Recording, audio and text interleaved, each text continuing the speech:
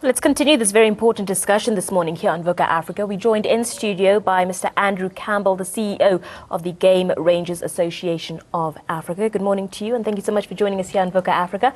Firstly, talk to us about the awards, how it was last night. You were in attendance. Talk to us about how it was and what the purpose of those awards are.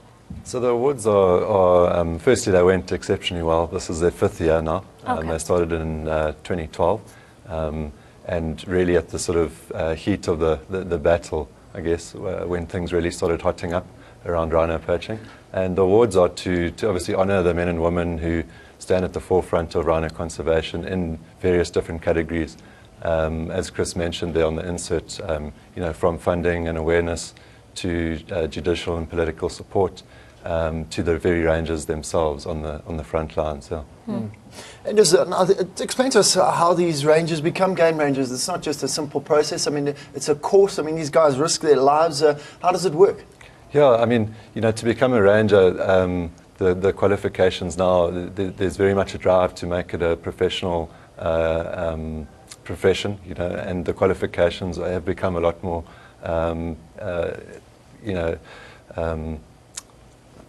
stringent over the years, as things have hotted up, and there are various courses around the country. We work very closely with the Southern African Wildlife College, which is definitely at the forefront of ranger training in Southern Africa, and obviously weapon handling, bush skills. These are some of the things that the guys need to learn, and the increasing sort of militarization of rangers has meant that the sort of tactics, as I say, advanced rifle handling, these kind of things are really important for the guys to know, as their lives are under threat on a daily basis. Now, Andrew, it can sometimes be a very selfless and unrecognized, job to be in. Just talk to me about the importance of recognizing these individuals and telling them well done for the work that you've done, and also at the same time raising awareness around this very important topic. Yeah, I think recognition is hugely important. It's something, a lot of these guys work out in remote wilderness areas. They're not necessarily aware of the sort of focus at the moment on rhino poaching and on the conservation efforts that they're involved in. So, a tap on the shoulder can do a massive amount, and to be recognized on an international stage is hugely important. It's also important that we create role models for other rangers and other conservationists out there. And recognition, I think, the major thing is we need to make sure we sort of 7 or 8 years down the line in terms of this rhino war, and we need to make sure that we don't lose motivation amongst the guys in the front lines, because without a motivated ranger force, these kind of conservation efforts are doomed. And how are we doing in terms of the actual battle against you? I see numbers are slightly down, but as you mentioned off there, it's not all about the numbers, it's also about the attempts on the rhino's life. They're increasing, so the demand is certainly increasing. Are we winning this battle? I don't think we're winning at the moment, but we are making progress. It's a long-term project to get this under control. As you said, Pete, it's something, in terms of the number of incursions into reserves is on the increase. If you look at Kruger Park, for example, this year they've picked up a lot more incursions coming into the reserve, but their stats year on year are down by, I think, around 23%. And that shows you the efforts that they're going to. We, about 2 weeks ago, we were up in Kruger spending time behind the scenes with the guys and seeing exactly what they're up to. And it's incredible the amount of effort that's going into that. The numbers are still way too high, and I think General Jooste and the guys in the Kruger will be the first to admit that. No one's happy about, and we can't claim victory while we're losing 200 or 300 rhino in one of our iconic parks. But we have made significant progress, and the amount of blood, sweat and tears that's gone into that progress is truly inspiring. Andrew, I was actually at the Kruger National Park a couple of weeks back, and the person that took me on the game drive actually told us when we saw rhino was that this is very rare. You don't usually get to see rhino here because of the numbers that there are there. But how close or far are we from one day not being able to see rhino anymore when we go on these sort of game drives or go to the Kruger National Park? Is it a concern at this time? I think at this time there are still Rhino under obviously huge threat. Make no mistake, there's a huge threat against them. South Africa obviously holds around 80% of the world's or of Africa's rhino stocks. So the pressure is largest here in terms of rhino poaching. Okay. I still think we're a long way away from talk of extinction. There are too many good people involved to let that happen, and certainly I do not see that as a threat in the short term. Obviously, as a long-term threat, it definitely is.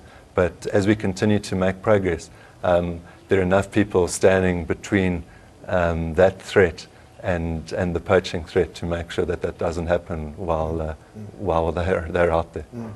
And there's two questions. Obviously, associations always need funding. I mean, where do you get your funding? Is it private people investing? Is it governments investing? Because surely, I mean, this is in the government's interest as well to stop this kind of thing and to invest in this kind of thing. Where do you get the funding on? And obviously, you need more funding as always. Yeah, so we concentrate our sort of initiatives around the ranges themselves. We believe that to protect any species, we need to look after the people involved in conservation. And at the forefront of any conservation effort are your rangers. They're the guys in the front line, and without them, any conservation effort will not happen. In terms of where we get our funding, we're a membership-based organisation.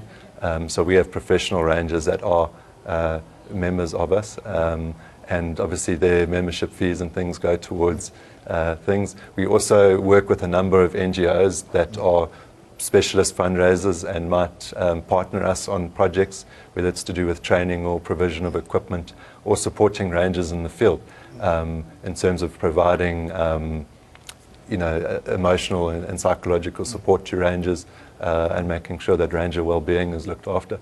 So yeah, and obviously we were always courting donations as well. That's an important source of funding. I think a lot of people say that money will solve this. I think the key is to direct that money into the right places, and certainly from our point of view, the right places is in the people involved in rhino conservation. Just one last thing: if people want to become rangers, I mean, how do they do that? I mean, how long does it take? Are you still in need of rangers? Is there a shortage of rangers? How do people get hold of you? All the information should be available on our website, which is www.gameranger.org. In terms of how to become a ranger, it gives you a list of some of the courses that are available. There's always a need for more rangers out there. We certainly are seeing rangers being employed in parks and placing rangers around Africa. As I say, we're not only based in South Africa, we have an African presence. So yeah, but all the information should be available on the website. And just quickly, Andrew, do you love what you're doing? Do you enjoy it? I must say, I absolutely love it. It's, although I don't get to be in the front lines, certainly trying to show support to the guys out there is inspiring, and just spending time with some of the role players and the key role players last night, it certainly keeps the motivation high on my account. Well done on everything that you are doing and everything that you guys have achieved so far. Thanks so much. And it's lovely chatting to you. That's the CEO of the Game Rangers Association of South Africa, Andrew Campbell. Those awards held last night. It's an ongoing battle. You've got to save them. Yeah. Abigail was there, hopefully. And they are so beautiful to just look at from a distance and not harm or not too in any close way. Up, right. Yeah, not